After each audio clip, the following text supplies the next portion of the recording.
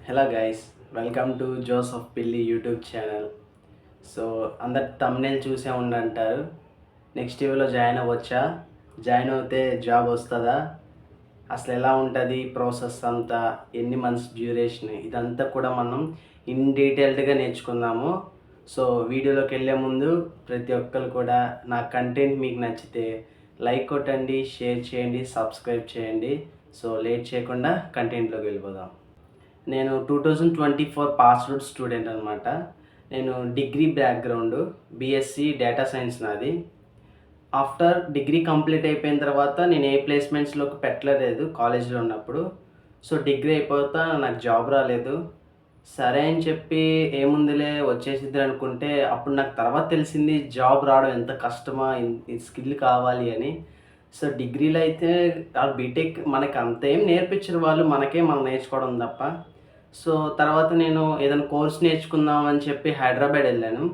So అక్కడ అమీర్పేట కానీ, Kukatpally అట్స్ areas అన్నీ తిరిగి కోచింగ్ సెంటర్స్ చూసినప్పుడు వాళ్ళు చెప్పే మాటలు వింటే నాకెంత బాధ కలిగిందంటే, అన్నీ అబద్ధాలే. ఎడ్యుకేషన్ మీద ఇంత మోసం జరుగుతుంది నాకు అప్పుడు అర్థమైంది.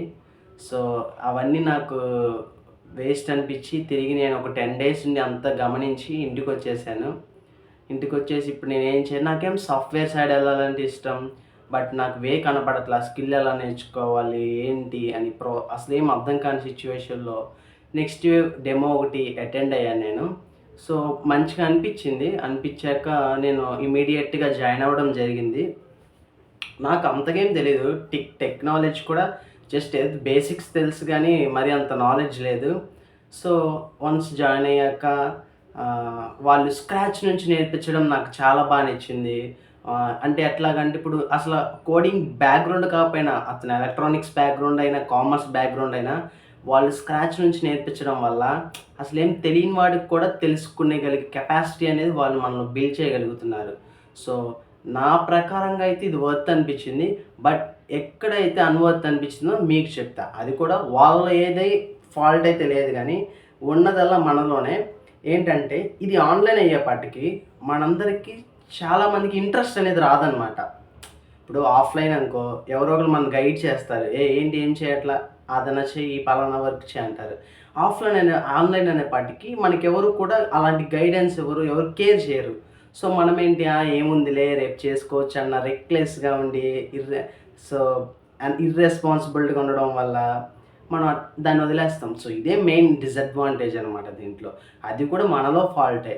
అండ్ సెకండరీ వచ్చేసేపాటికి ఫస్ట్ జాబ్ పక్కన పెట్టి ముందు స్కిల్ నేర్చుకోండి. స్కిల్ ఉంటే ఆటోమేటిక్‌గా జాబ్ వస్తదనమాట. సో అలా నా ప్రకారంగా అయితే నా ఎక్స్‌పీరియన్స్‌ని బట్టి నేనైతే చెప్పగలను, next wave is the best అని చెప్పగలను when compare to other coaching institutes. ఎందుకంటే అది ఆఫ్‌లైన్ కాబట్టి అంటున్నాను. ఇది ఇప్పుడు మనకి ఆన్‌లైన్ కదా ఇది.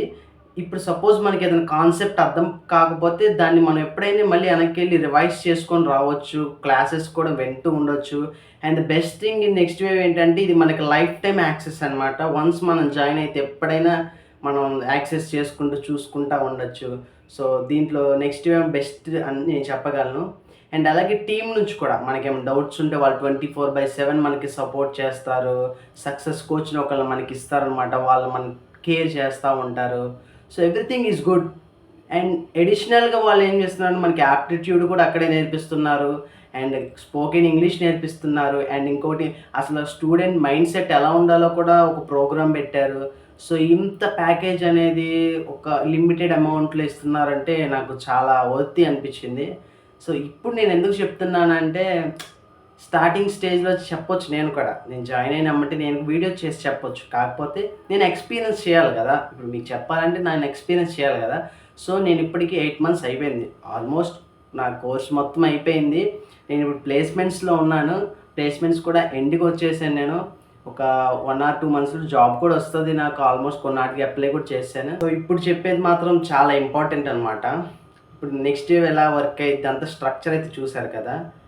వాళ్ళ నుంచి సపోర్ట్ 100% ఉంటది. బట్ నీ నుంచి ఎప్పుడైతే 100% ఉంటదో you can crack A job easily.